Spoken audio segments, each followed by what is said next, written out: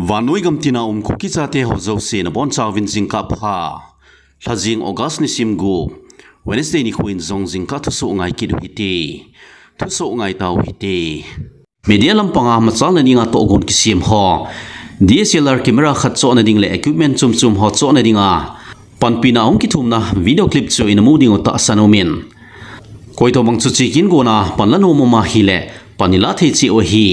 atama thlom thu chu ma hi in I bon chawin ki pon kham ho se phom chi lew hen I Tohgon ho lo thing ta I to do thei ding kinem o mi Israel Prime Minister Benjamin Netanyahu in galetul chung chang thu ho a Security Cabinet meeting alam kai ding hitai Israel Prime Minister Benjamin Netanyahu in Gaza Strip gamsung Pumpi chu Toupha ki ding Tohgon ane hidanin zong ki sein chule Hamas inui mi hon Israel mi mat ho a hen naw mun la ho a Israel sipai hon operation bolding agot naw chungchang thu ho zong sei khom na anane win hi chuchi Israel government Tohgon ho chu Hamas inui mi hon an don bud win avel vela Israelin gi na na bol ho hi mo se hi bo win Hamas inui mi hon thu na ka sim ho Israel sipai hon suboi zo po vetin Hamas inui mi hon hin phung do vi Gaza Strip gam sunga dinga nele cha hin po truck gari sangli le zanga wal Israel government in solut pe uvin Gaza Strip gam sunga nele cha thlasam lo hila amuzing na ding uvin Israel government in pan sate na law vi Israel Prime Minister Benjamin Netanyahu no ya na tong official khadin thupon an bolin Israel in Gaza Strip gam sung Pumpi ki Toupha ding sele Israel mi sungkul tang ho Hamas inui mi ho khuda sungkul tang ho mun la ho zong na sata operation ki holding a hin izemtia Israel Defense Force IDF chief Israel sipai lubo Lieutenant General Zamir kitipa anublova hile hama pan resign bol hen haido hen tin an het sai Israel Prime Minister Benjamin Netanyahu in chuchi security meeting chu analam kayin nidan thum sung ki hon anei uvin ki hona anei naw wachun Israel Army Chief of Staff Lieutenant General Zamir in Gaza Strip gam sunga military campaign bolnading Gaza Strip gam sung lun khum na ding chungchang thu ho chun Tohgon asim ho cho pondo an zong na nei Israel Security Cabinet in Gaza Strip gam sung Pumpi a Toupha na ding Tohgon asim ho cho Israel sipai hon to do te ding to mol so te ding agu do hidan thu ho chu an phung do taw vi suchi security meeting anei naw wachun Israel Defense Minister Israel Katz to Israel Strategic Affairs Minister Ron Dermer zong an pangthloni Israel sipai lubu Chief of Staff Lieutenant General Zamir in atu pen hi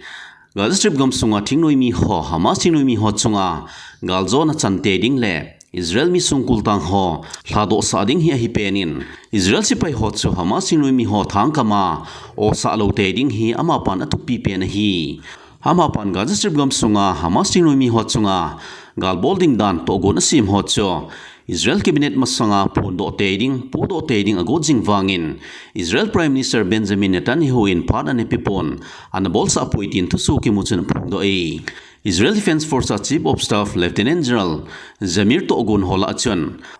Hamas thingnoi mi hom namun la ho chu holding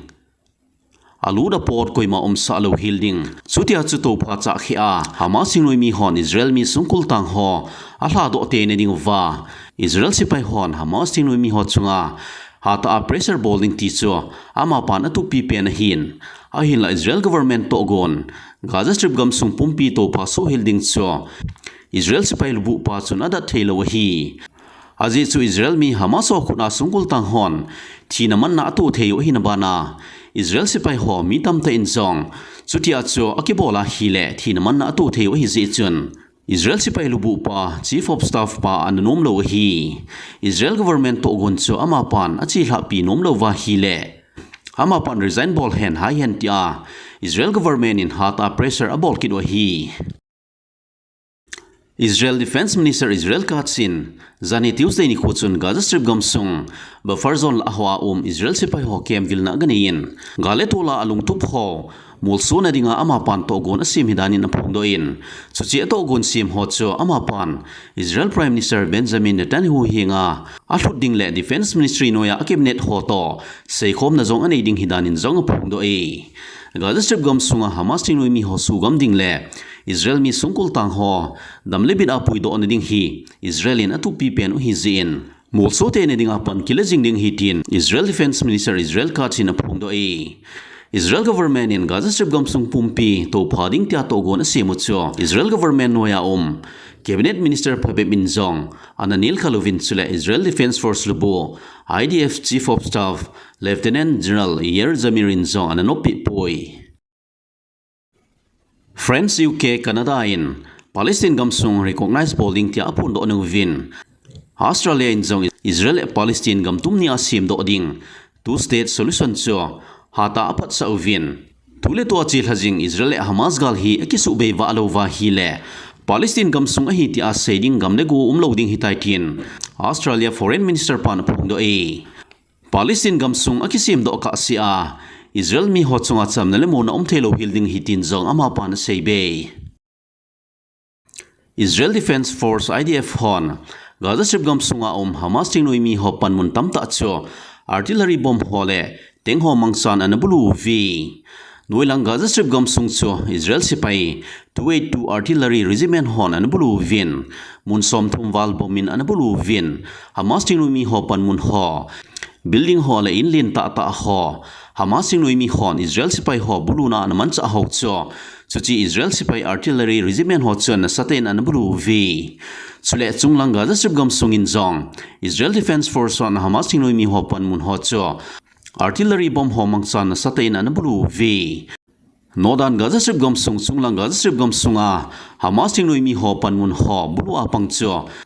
Israel sipai 990 Reserve Artillery Regiment ho hiuvin Hamas tingnoi mi ho mi phabe bintin anatu vi suchi 990 Artillery Regiment ho chon Hamas tingnoi mi ho panmun ho building ho le apan mun ho mun tamta cho an susit pi uhidanin thuso ki muchun phungdo Sule noilang Gaza Strip gamsunga Hamas tingnoi mi ho panmun ho le Hamas tingnoi mi hon leiko lut namuna aman cha ho leiko selna in ki sa ho cho Israel sipai 188 Armored Brigade hon tengho mangsan an susit pi uvin sumuna Israel sipai ho an bulu ho na ki kap tu pi ho Hamas tingnoi mi ho mi phabeb cho Israel Defense Force hon an kabli tau vi Sukile chunglang Gaza Strip gamsunga beid hanon muna Hamas tingnoi mi ho dona Galbol ho Israel Defense Force IDF Ziwati Brigade hon Hamas tingnoi mi ho kiselna leiko tunnel phabeb manamudo uvin suchi tunnel ho leiko ho cho Israel sipai Ziwati Brigade hon an suset pi tau vi Israel sipai hon Gaza Strip gamsunga operation abol nunguvin Hamas tingnoi mi hon thupon an boluvin Israel sipai hon operation abol na hova Gaza Strip gamsung Pumpi athina man na tu cho agoma mi somko wala hitin Hamas tingnoi mi hon hin pungdo tau vi Zani vela chon Israel gamsunga Galili tuipi cho asandanin an kilang kidin sutia asandana tuipi cho thildang ze hipon tuisunga alge ong ki the thang ze hitin mopona nei ho tuilam panga thepna china nei ho water expert hon hin pungdo tau vi Galili tuipi kineret sutia asandana do cho mi hon kidang asale jing vin sutia do an chunga tuilam panga mopona nei ho hedgil na nei hon suchi thilso cho Botre okokas baroni zi ehin cho sunga asan ho cho nisa asat be se zia tuila ongki the zal zi ehitin confirm na boltaw vi mopoda nei hon asaina wachun suchi tuisan cho laboratory monate saki bolin mihima dinga kisati zat na imacha puitin jong hin phungdo vin chule chuchi tui cho mihima dingin aset nei macha pon